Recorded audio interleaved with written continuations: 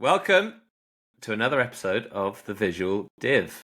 I'm here with my co host, Aline, and today we are going to talk about Twittering. We could talk Flexing. about Twittering. Yeah.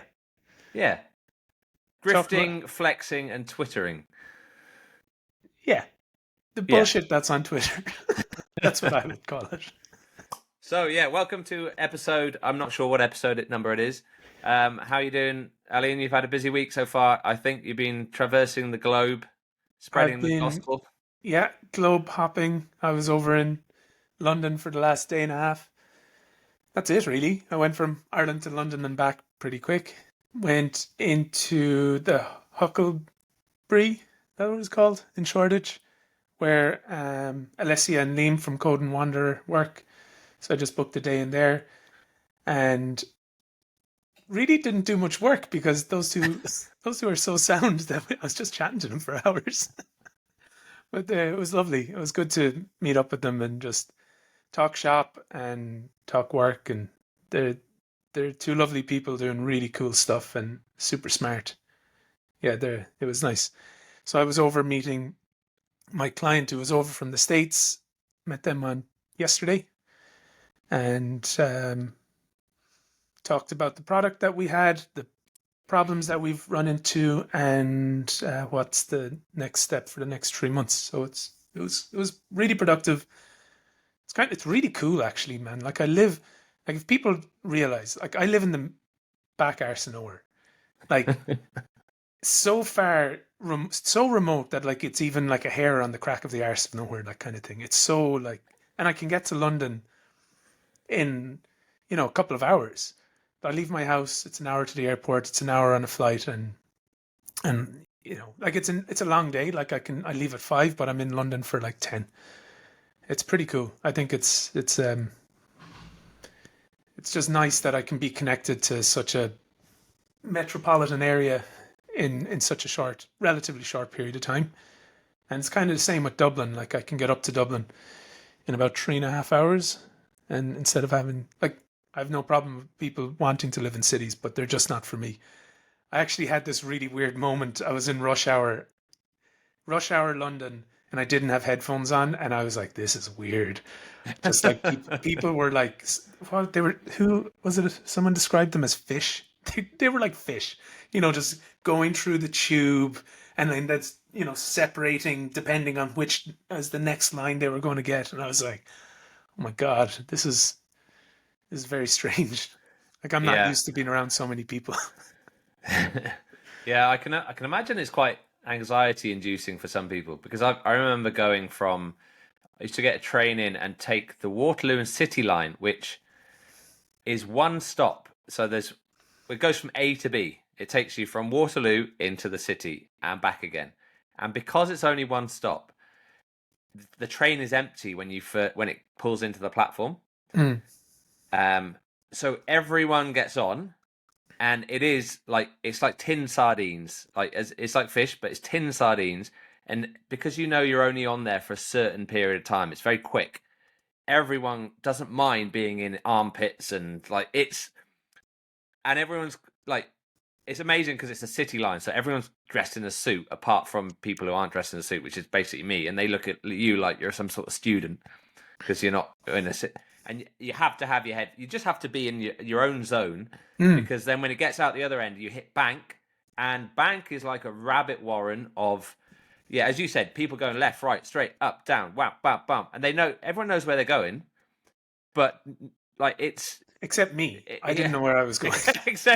except the guy from the back of Beyond, where he has one road and he walks Like, down it once I a didn't day. even have time to think. I was so what I'll give you what I was doing yesterday morning. I was up in Hackney.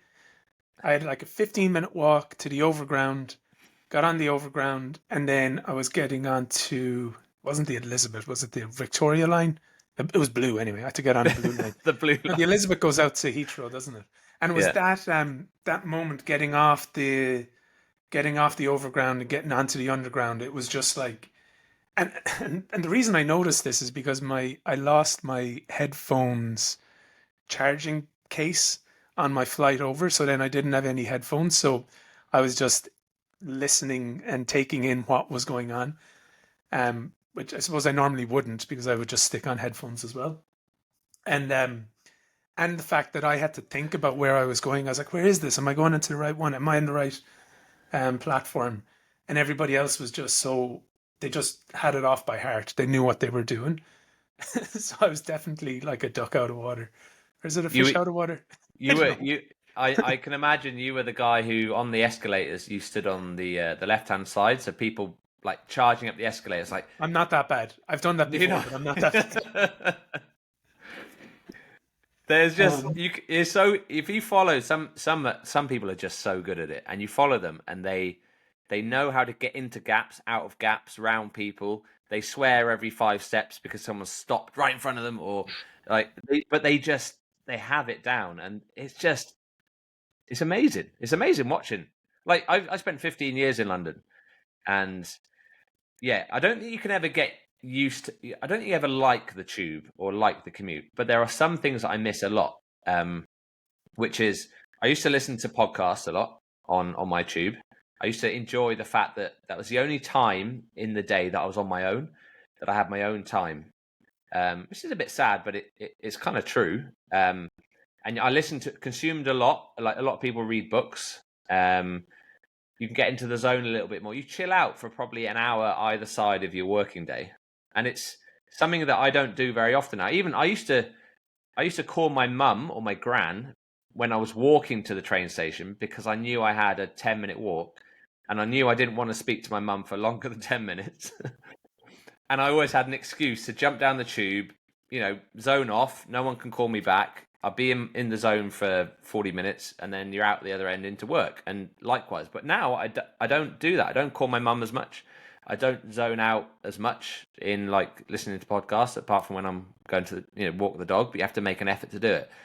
So there's like I would never want to do it ever again because I think like the air quality down there and all this kind of stuff is just not good for the human soul to be packed into trains like for basically 2 hours every day of your life. But yeah, but you hey, do touch on something there that like um I'm not too into the idea of working from home because more into the idea of working close to home. And there's a bit of a difference there. Like working from home, like home is home. Like home shouldn't be work, in my opinion. And um and like even if you like a bare minimum, I think people should have like a segregated place if they're working from home. Like if it's a bedroom or an office or something, literally someplace that you can just like close the door and lock it, and then it's like a minimum. That's like the idea of working on a couch or working at the kitchen table. Like it blurs the lines too much for me. And um, well, that's what happened to me is that the idea of are you at work or are you at home, and it just became too difficult to separate. So like I've a small office.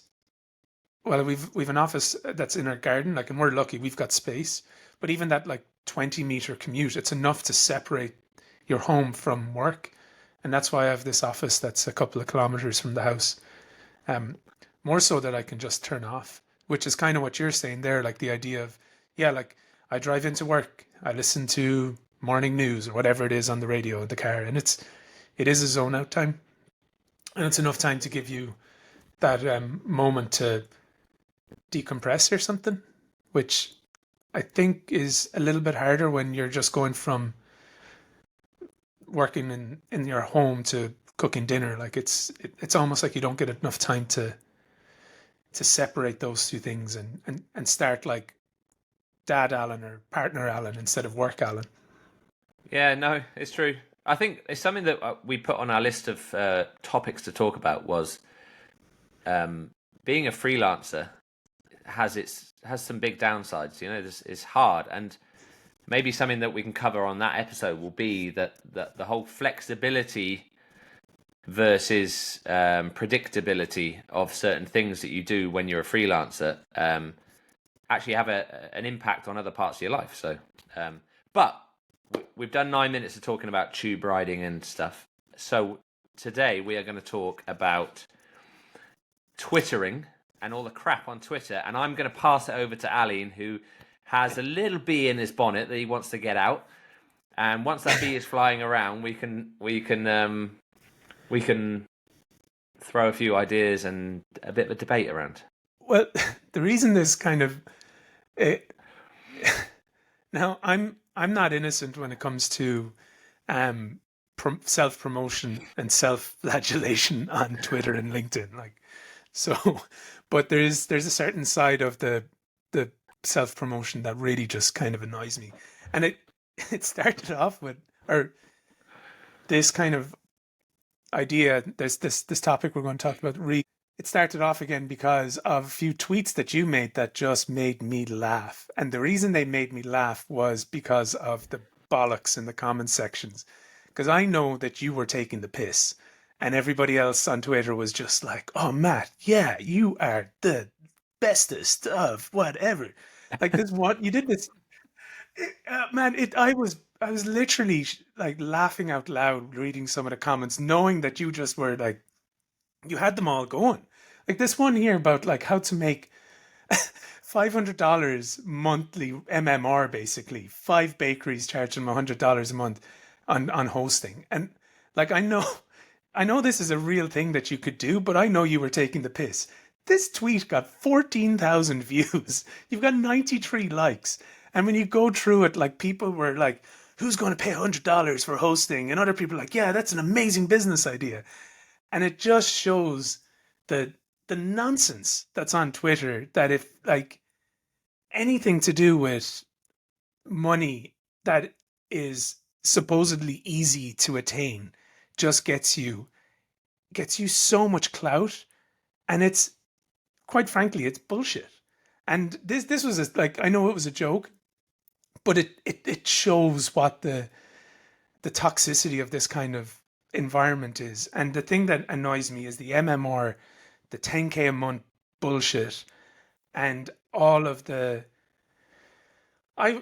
lack of reality that's around these tweets. Like the saying, and I don't think they have any benefit except for the person who's made the tweet.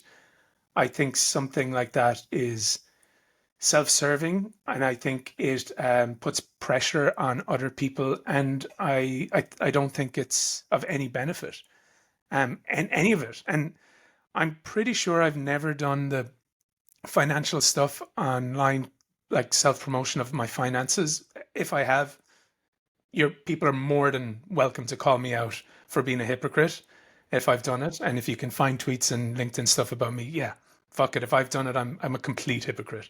But I just think it's bullshit. I don't believe a lot of it, frankly, because everybody talks about their finance, their turnover. No one ever talks about their costs or their outgoings or their taxes. Like, for example, in Ireland, you can do 10K a month and 23% of that goes to the government on sales tax. And then another 40% of that, 20 to 40% of that goes on tax. So straight away you're down at, about $5,500. That's not profit. And like revenue is not profit. And the only time I ever see anybody talking about how much their business costs are is nonsense. Like, I pay $20 a month on hosting. I pay for a Figma annual subscription that is this amount, and then I got free, or I pay for, the costs that they say are so minimal that it makes it look like their profit margins are 95%, which is bullshit. Okay. Like, there's a lot to unpack here. I am booking Aline into a therapy session to. This is it. This is my therapy. I've done it, but yeah. So okay. So first of all, that tweet that I made, it wasn't a joke per se. It was tongue in cheek. It did have a. It was. You were on a roll that week, man. You had that other one about like my client sent me, where can you give me a breakdown at the cost of $3,000, and then you said it'll cost you $3,000 and Oh no, it's $0 for you, but $3,000 to Matt or something. Oh, yeah, this is it. Matt, can you please send me a breakdown of your costs, please? Hi, John. The breakdown is as follows: the cost to build a website is $3,000. The cost, the cost not for you to build a website is $0. Regards, Matt. Like the same fucking thing.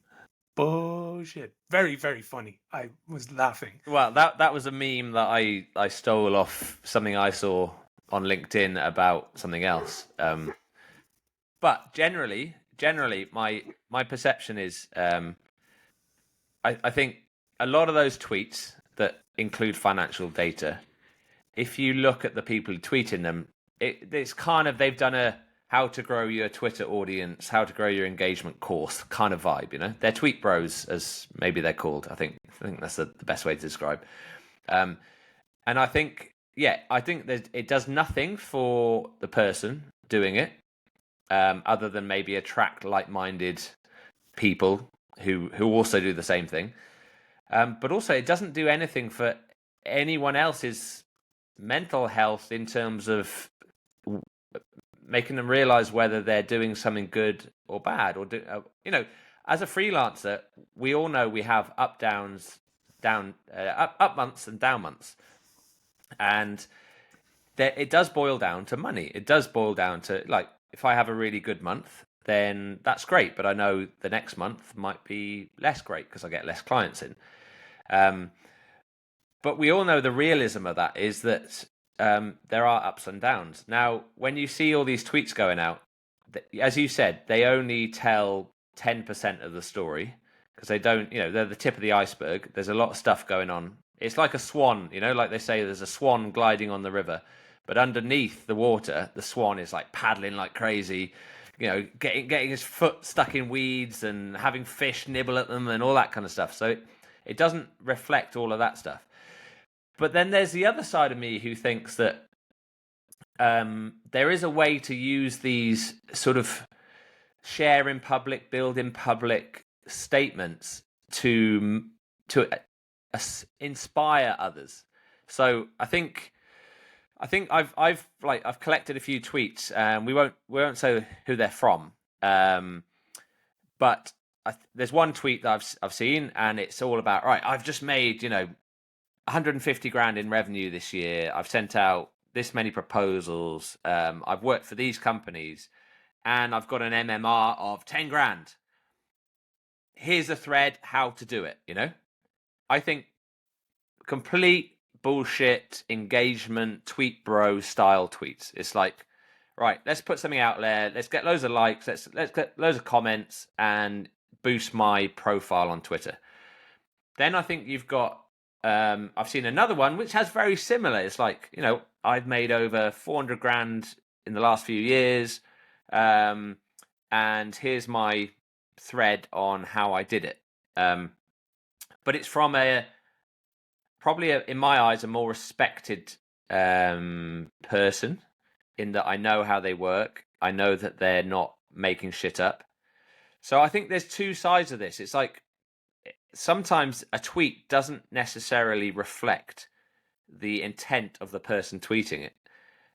Even though those two tweets are written in a very similar way, I think the intent for either party is very different. And then you've got people who don't talk about finances. So they say, I know, and I'm sure Grace won't mind me saying this, but she posts about, she does a wrap of her year. She also talks about the number of projects she's done. She never mentions finance. And she talks about hitting objectives, and just kind of general success stories. And I think there's definitely scope to do that. No, I know. What I'm trying to do is I'm trying to unpack whether it's the presence of specific finance numbers that is getting your goat here, or whether it's the kind of, what's the word? The flexing of success, which is getting your goat. Because there is a fine balance. There is a fine balance. For one person, it's a flex. For another person, it's inspiration when they're reading it. So I don't know. I'm on a fence here a little bit. This is why we thought we could talk about it, because we don't Yeah, like kind of I'm very binary about this. I think I don't see any benefit for putting your finances, or if they even are your finances. And do you ever notice they're fucking clean numbers? It's 400 grand. It's 150 grand. It's 10 grand. It's such simple consumable numbers that I don't see the benefit of it. I don't see. Well, I do see the benefit. The benefit is it's self-serving. That's it, and it gets people under you to fanboy over you, and most often that person has a product to sell, and there's somewhere in the ether, there's something that they're selling. There's something there, and it doesn't matter if it's tiny, in financially tiny, or if it's a $900 course, but there's something usually there. And I think that it's a lot more insidious than it's this kind of it masquerades as motivation when really it's sales. And I don't like it. I don't like it at all. And I am, and there's people who I really admire and respect, and then I've seen him do it and been like, this is fucking gross. I'm not into it. And I see. and like I don't see the difference. Well, Like, if you like someone, just because you like them doesn't mean they haven't done something wrong. That's my no, point. no. I understand that, but what's the difference between doing tweets about a subject matter that you're doing? Like, tweeting is generally a bit of a weird thing, because it's like going outside your house and getting a microphone and going, "Hey, everyone, listen to me. I've got something to say." And Yeah. then people coming round, and sometimes a whole crowd comes around and applauds you. Other times people shout abuse at you. Sometimes people go, hey, yeah, I agree with you. And sometimes no one listens. It's like, it's like tumbleweed. But what's the difference between tweeting about a skill or something that you've done or something that you want to tell people about that doesn't involve finances versus tweeting about something that where you do mention finances? Is it just the finances bit, or is it the whole self-promotion bit that you're not too? I think it's the financial side of it. It's toxic, and it's disingenuous. It's like, obviously everybody's in business to make money. Everyone wants to make money, but this promotion of, like, success is not just money. But this is what it makes it out to be: is that money is the only value of success, and the complete lack of transparency in it all, and the insinuation that this amount of money is your profit. That's what's nonsense. Like, as I said, they don't say what their sales tax is. They don't say what their outgoings are. And anyone who does say what their outgoings are, they're very, very small. And I just don't think it's I don't think it's I don't think it's real, to be fair. Like, I don't think what they're saying is real. I think there's an element of truth to it. Like, your turnover could be the amount that you're saying, but the actual reality of what you're doing is not what they're putting up on Twitter. So I would rather see what the reality is, and yeah, like, I would rather, like, I would rather see how much money you're spending on other designers and other people working with you, and how much money you've lost. Have you been sued? Have you are you able to pay your No, taxes? but, hey, There's all these kind of things that but are like, that are a part but of business. that's still finance, no, and that's still. But this is my point: is that it's not finance.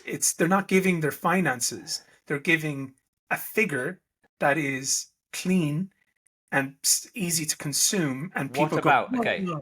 What about Grace then? So Grace said, I've done this is my 16th project of the year, and some people might go, "Whoa, 16? That is, I've only done 8." Like, the number of projects obviously doesn't equate to much in the terms of, you could do one big project in the year, you could do 5 big projects, or you could do 30 small projects. So you can't, that it's not encapsulating exact science here. But what's the difference there? Because that might, some people might read that and go, well, are they big projects? Are they small projects? There's not a lot of detail behind it. It's nice and clean. But is it because it doesn't include if Grace had said, "Hey, I did 17 projects and I made 500 grand out of it," does that change the tone of that tweet? Yeah, in my Okay. opinion, it Okay. does. Yeah. Like as I said, I've done a lot of self promotion on social media, so I'm no angel, but it's this thing is not okay. And let's talk about a previous topic that we were talking about, the subscription based service, where I believe the reason that you don't like it and others don't like it is because of a self-flagellating individual online that just talked about how much money he made because of that service. So in my opinion, that person made that marketing language, unlimited development and design, toxic, and that affects other people. That's what's that like it's not, and that's one example, and that's really unfair that other people in the industry are completely, they're potentially, their businesses are being undercut because of one person's nonsense. And I think maybe this is kind of happening a bit more in the last year because of how Twitter has changed, that um these kind of tweets get more self-promoted, and maybe I'm seeing more of them, but like it's just, it's toxic, and I just think it's gross. Like I'll give an example. Like, you were talking there about ups and downs of freelancing, and like I'm now, like I'm essentially employed. Like the contract is getting sorted out that I'm going to be employed, but it came from freelancing. But like the month before my daughter was born, I literally had zero money in the bank, and no one fucking talks about those months, and no one talks about like the difficulties that you have, and sometimes you're going to have really good months and like you could have downtime and stuff. Like that year, while my partner was pregnant, I lost a contract that was it added up. I put this, I talked to Jack at Webflail about this. Like it was 25 grand a year, that contract. And no one talks about, oh my God, I just lost a contract that's worth this much. And and honestly, it's like, it's almost like the promotion is the business. It's not that you're doing business. It's like if you start talking about you're making 10K a month or 20K a month, it's that continuous cycle is what is the business model. And then from that, something sells. And it's not genuine, in my opinion. You're not selling the No, service that you're like going to be selling. I think there's two ways to look at this. Is you've got the intent of what people are trying to convey and what that is designed to do, and then you've got the manner, or the, let's call it the copywriting of what you put out there. So I think the intent for a lot of people, and it's often the fear, is that if I talk about I've just lost a client because of X, Y, and Z, that that the perception is maybe, and maybe it's a wrong perception, but it's a perception everywhere, is people, and it's what people don't talk about failure in a lot of industries, is I'm a failure. I didn't do very well. I lost. I'm a loser. All those kind of connotations. And everyone migrates to success. Everyone migrates to the successful person in the industry, or the room, as it were. And so I'm thinking maybe people don't talk about the downsides as much because they don't want to portray themselves as someone who has lost a client. Because, okay, let's unpack that. Why did you lose a client? What did you do wrong? Are you not good at your job? All this kind of stuff, Whereas when they talk about, I've just won a new client, or I'm fully booked for the month. You get a lot of that. I'm fully booked. My order book is closed. I've got my sister and brother-in-law. They run a building business, and I go, how's work? And they go, yeah, we're fully booked until next year, September. That's is the word virtue signaling? I don't know, but that's saying, hey, we're freaking good at what we do, so good that we're fully booked. So I think that's where a lot of those things are coming from. So that's why people don't talk about maybe the But, downsides. But like, but okay, so the finance thing maybe is different. I think the finance is just the flavor of how you present those successes and failures. It's like, People won't talk about I've just made a loss this year, or I haven't made enough to pay my taxes, or any of that stuff. They don't talk about that because that is a fragility that a lot of people aren't good at talking about. And like we do, heard of Chatham House rules is where, what you say around the table stays around the table. And it's stuff that I will talk a lot about with my mates. They're in different industries and we talk about the struggles. Here's a good example, okay? So there's 8 of us. This happened 5 years ago. There's 8 of us sitting around a table, and we do this every year. We have a nice meal, starter, main, dessert, all the wine, and we treat ourselves because we meet up once a year. And at the end, one of the guys goes, "Hey, should we play credit card roulette?" And I'm like, "What is credit card roulette?" Anyway, they explain the situation. It's like everyone puts when the waiter or the waitress comes and to pay for the bill, everyone puts their card in a pot, and the waitress or waitress picks out a card at random. They don't know whose card it is, and that pays for the whole bill. Okay, so I was sitting there, and this is where I have to start my coffee business. So I quit my job. I had limited money in the bank, but my friend had also just started his plumbing business and had limited stuff in the bank. There were 2 bankers and there were 2 relatively high-paid lawyers also around the table, and we looked at each other, me and my friend, are like, with a sense of absolute dread. This is our rent going out to pay for this.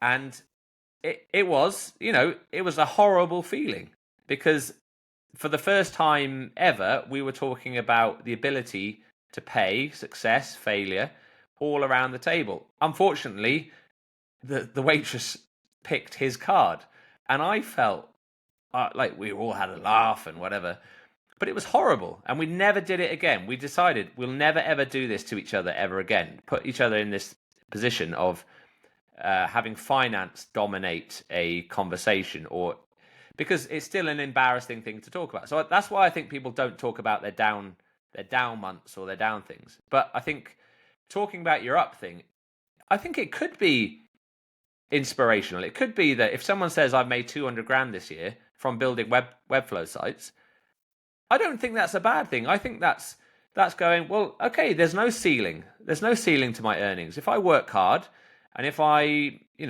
do it properly, then I can make a good living that can look after me and my family. It means I could get a bigger mortgage or afford to rent a bigger place, or I could afford to go on holiday. So I think there are intention elements that are out there that are actually really positive.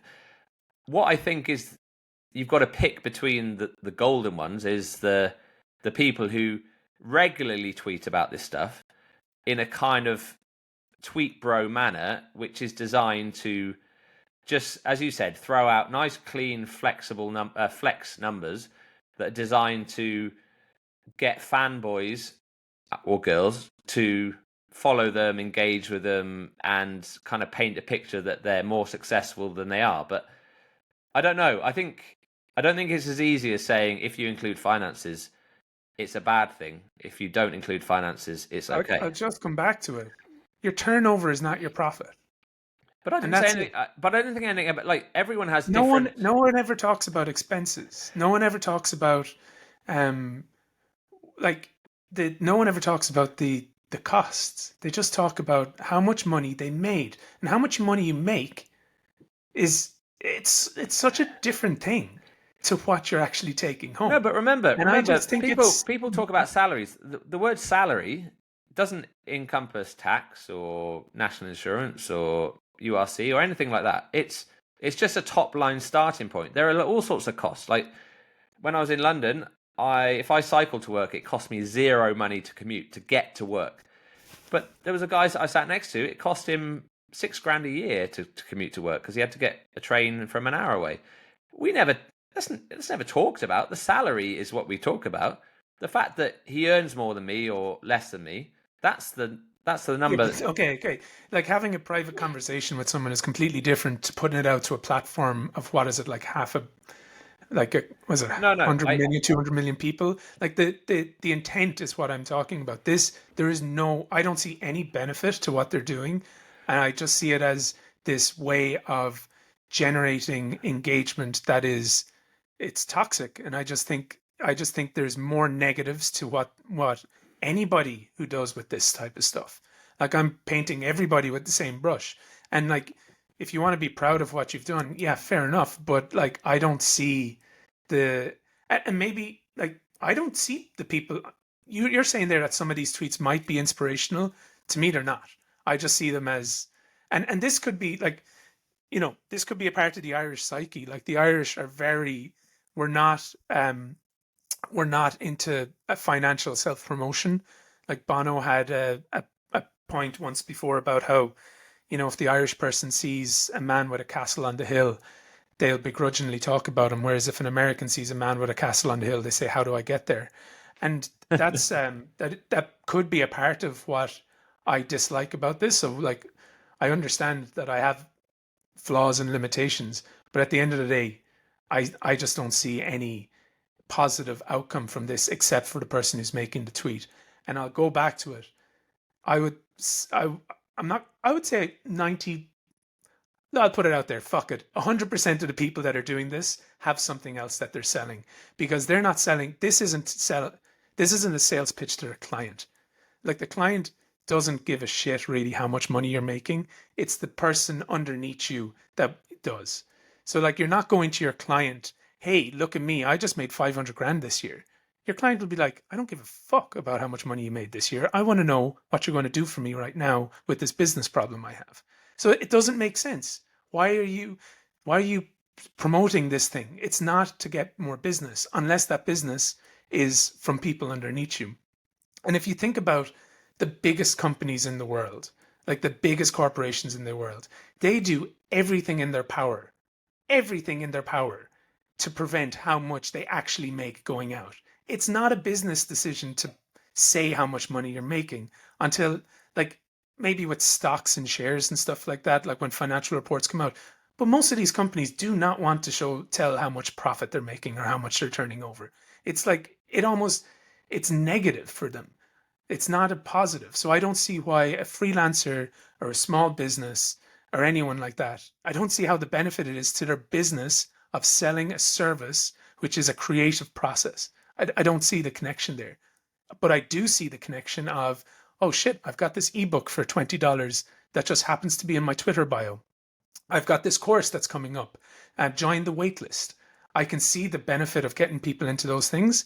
And I just think it's a sales tactic, and I don't like it. No, I'm not going to argue on that front. I think sometimes we just, 100%. I think it's just going too far. I think there are people out there who are more comfortable talking about numbers and are more able and willing to share. Now, given you don't. You actually do. If you go into the indie hacker community, when people are going, "Right, I'm going to build some side project and make some money out of it," you do get a fair amount of people saying, "I've just spent 2 months building this thing and I'm making 60 quid a month." But it's almost an open, build-in public rule of the game that you do this, I guess what we're saying here is that there aren't many freelancers, especially in the Webflow space, who are talking about, "I've just made 1,000 this month," or "I've just broken even this month after I've paid for my office rent, my tools, da da da da da, tax, da da da." So I understand why it does seem like there's a 10K and up kind of vibe going on. 10K is such a lovely number, isn't it? It's a lovely It's just number. such a lovely. It just triggers something in our, our reptilian brain. We're just like, when we were reptiles, we all wanted $10,000 a month. David Attenborough is going to do a BBC series on how we evolved into wanting that lovely round number. And maybe it's the K. Is it the letter? I don't know. But like, fuck me. Yeah. No, I completely get. And actually, just maybe it's the platform. Maybe it's not the people. Like, should I really? I'm gonna like go back on myself here. Like, should I really be blaming the person who's figured out how to reverse engineer like the Twitter platform in order to drive engagement. Maybe the problem is the tool that we're communicating on, and that tool drives like the engagement is through like rage or jealousy or something like that, and maybe that's the problem. But it still comes back to I just really don't like it. No, hey, you don't have to like it. You don't have to like it. I just think we broad brushing people talking about it. I don't think is the way to go. But I think okay, ignoring the intent. So I think the intent can be different. I think people can go in like my intent with this tweet is to get likes and engagement, and there could be another intent which is I want it to be inspirational and share my journey in a positive manner that will inspire others. So you might have two different intents. I know that you think maybe there's just one intent, but there are downsides to both ways of doing it, because at the end of the day, it's a tweet. It's read in the same medium. The intent behind it is not always obvious. But the downside of talking about big numbers, or say let's 10K plus, is it can make people who don't reach that so-called magical number, it can make them feel quite low and quite unsuccessful in a way that can actually dissuade them the other way. So there are people who get inspired. As you said, you know, the American sees the castle and says, how do I get there? There is that attitude, and maybe I don't know how many people in the world have that attitude, but there are a lot of people who have the other attitude, which is, you know, okay, good for you, mate, but I'm not anywhere near that. That's making me feel useless and crap at what I do. So there's, you know, the whole imposter syndrome kind of mechanic. So I do get it. I think, you know, in the round, I don't know which way is the most advisable way. You know, if I was Elon Musk and I had a magic wand that says ban all tweets that had financial data in them versus promoting the ones, I don't know, because the intent behind it is, I think, is sometimes very genuine, but I think the people doing them need to have an eye and make sure that they realize that that it is, when people read that, it does have the opposite effect. It can have, you know, you obviously have I'm very angry about it and I don't like this and that, but you're comfortable. It's not, maybe it doesn't get through your skin and affect you mentally. But there are people. Man, it did. No, like honestly, like I've had some, you know, I'm a pretty confident individual, but like I've had some, you know, tough mental times as well when it came to business, like especially around the time that my daughter was being born.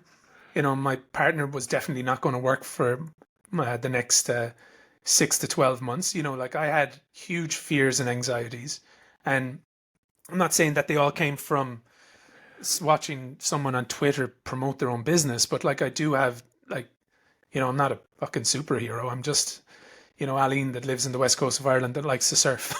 And, you know, I've definitely had lows because of my own finances. So like I definitely have had those.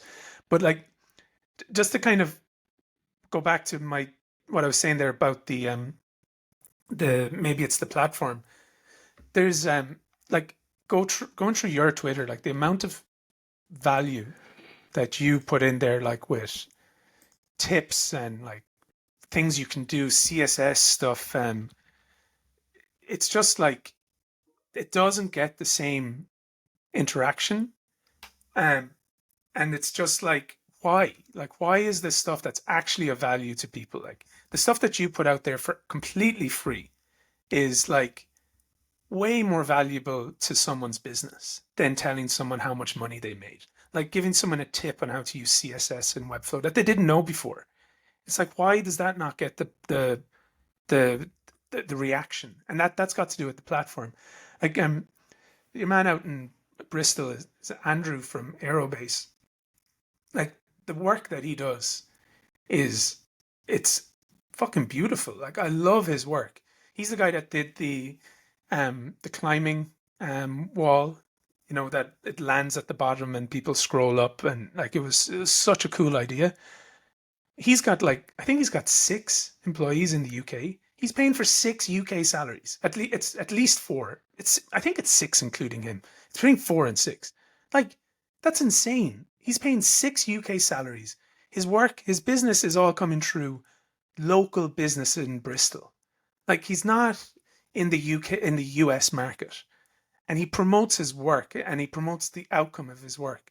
And it's just like what he's doing is inspiring. And he's not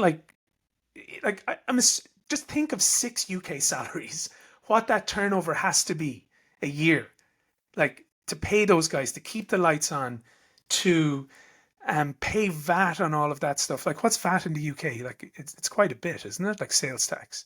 20, It's a yeah, lot of money. 20% Like, probably. Yeah. and it's just like, that to me is inspiring. And why that doesn't get more promotion, and why, anyway, there I'm promoting it. Go check out Aerobase, Andrew, like, and Twitter and his website. Like, his No, stuff no, is I get you. I think that's more of a platform thing and a more about, you know, if I'm going to sell newspapers, this is a headline I've got to write kind of vibe, you know. So I agree. You know, there's certain tweets are encapsulations of feelings and intent, and often it has to be written in a way that, at the end of the day, why are people tweeting? Well, there's lots of reasons, but some people use it as a sales tool, and so I don't begrudge that. I suppose you've just got to take everything that you read on Twitter with a pinch of salt, you know. Like, some of it might be jokey, some of it not might be jokey. So just don't get as angry, Aline. Just don't get as angry. I look at those and I maybe laugh, and you know, I got angry by the Design Joy stuff. Yes, I did. I admittedly probably got into the same knickers in a twist like you did around this stuff, and it's understandable. But I think maybe the message from us is just take those tweets with a pinch of salt and follow your own path. That sounds very cliched, but just don't put too much value on the numbers that people talk about, and instead dig a little deeper and look at the quality and the situation of the work coming out of those people, because that's where you get a lot of the value. A lot of the value is looking at the quality and learning from the quality of how people go about doing their business, rather than the end result on an invoice sheet that doesn't tell. It's only, as we all know, it's 10% of the story, is how much money comes in at the end of the day, because there are so many ways that businesses can be successful in the same way that, you know, people who live in London shouldn't be defined as successful versus people who live on a mountain in Clare should be unsuccessful in that. There's no mountains in Clare, by the way. But yeah, where are the cliffs of Moher, by the way? They're behind my house. Okay. What about the Burren? The Burren. The Burren is pretty flat, but yeah, that's North Clare basically. Okay, guys. Yeah, just the for mountains reference, are in. I've walked Kerry. up the Burn, and it's not as flat as Aline might. Well, like it's not mountainous like County Kerry or Cork or Donegal, you know. No, it's all relative. It's all relative, but still, yeah. Anyway, Alan doesn't live on a mountain. He lives on the flat plains. I live on a cliff. he does live on a cliff. Yeah, I can testament to that. But they're not even that. They're not even the highest cliffs in Ireland, which they put on all their marketing material. So technically, there's 2 types of cliff. I can't remember what exactly they are, but there's sheer and gradual, something like that. My cliff terminology is not great, but they are the highest sheer, which means it's like a vertical drop. But then the Sleek Leaf cliffs in Donegal are the highest cliffs in Ireland, but they're more like a really steep mountain rolling into the sea. Okay, so if you jumped off those, you'd probably hit the cliff before you hit the bottom, whereas with the Cliffs of Moher, if you jumped off, you would hit the sea, and you'd never hit the cliff. Yeah, a very dark analogy, but that's exactly it. Yeah. Don't go jumping off either. Even though at the Cliffs of Moher there are no safety barriers, by the way. So if you ever go in there, do not take kids who you do not trust to just I nearly fell off. I nearly fell The off. center has got like a 4 foot wall, but it's not like you can get over it kind of thing. Yeah. But So the they have rest of done it, it up, but then once you go past the center, yeah, it's wild. You can be yeah. walking over a cliff hang, and they stuff falls. Stuff. Anyway, on that note, I think no, I think that was a good episode. I think yeah, we'll both take a chill pill. If you ever see a tweet and you feel angry, give me a call, Ali, and I'll talk you down from that cliff. If I see that tweet, I will just like do what old Muskie wants us to do, and I'll write angrily. I'll be like, "Grr, I don't like this tweet," and then I'll have a load of people underneath me who like the tweet giving out to me, and then I'll give out to that person about giving out to me about giving out about the tweet, and it just becomes like this lovely environment to be in. That's just so positive and energetic. Yeah. So if you're ever going to write a tweet like that, just think about what Aline might do with that tweet and how much time is wasted and how much anger is I'm produced. just imagining now there's going to be a load of people like purposely like just trolling me with these like bullshit tweets. I would say that would be true, but I think only about 15 people ever listen to this podcast. So I think we're safe to say that Imagine if I saw 15 tweets today. I'd blow up. I know. I fear. I might have to drive over and give you a big hug and say, no, it's okay, honey. Actually, that's another thing. Alessia was from Code and Wander was saying, when are you coming surfing? That is and a then good point. she was saying that you need to organize a surf trip to the west of Clare for Webflow nerds. That is a great shout. Yeah, let's do it. Yeah, let's do it. Let's open invite. Aline will send over his private jet that only takes him an hour to get from London to. Anyone can fly in. I'm busting through that 10K ceiling, man.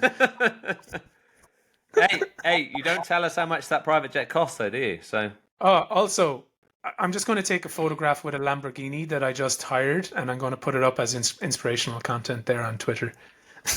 Just to let you know, guys, Aline isn't known as the. That doesn't surprise me, actually. A Nissan Leaf as well, I bet. I bet it's a Nissan Leaf, is it? No, not yet. Right. On that note, have a good week, and we will see you next time. Yep. Good luck. Bye bye. Bye bye. Bye bye. Bye bye.